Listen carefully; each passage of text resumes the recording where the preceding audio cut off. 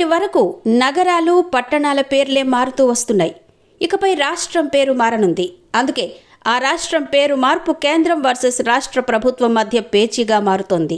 God's own కంట్రీగా, అందమైన ప్రకృతి సోయగాలకు నెలవుగా ప్రశాంతమైన కేరళ పేరు మార్చుకోబోతోంది. మలయాళం నేపథ్యంలో కేరళంగా మారేందుకు ప్రయత్నిస్తోంది. రాష్ట్రం పేరును కేరళ నుంచి కేరళంగా మార్చి అసెంబ్లీలో తీర్మానం చేసి పంపితే కేంద్ర ప్రభుత్వం సాంకేతిక కారణాలతో తిరస్కరించింది. అయినా వెనక్కి తగ్గని కేరళ పినరై విజయన్ ప్రభుత్వం మరోసారి అసెంబ్లీలో తీర్మానం ఆమోదం చేయించుకుంది. కేంద్ర ప్రభుత్వానికి మరోసారి పంపించేందుకు సిద్ధమవుతోంది.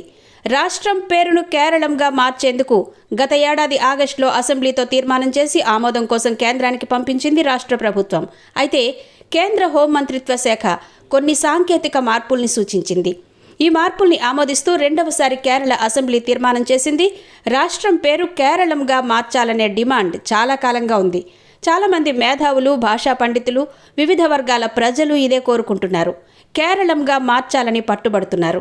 అందరి కోరిక మేరకు రాష్ట్ర ప్రభుత్వం రాష్ట్రం పేరు కేరళంగా మార్చేందుకు ప్రయత్నిస్తోంది. రాజ్యాంగంలోని 8వ షెడ్యూల్లో ఉన్న అన్ని భాషల్లో కేరళ పేరును కేరళంగా మార్చాలని ప్రభుత్వం కోరింది.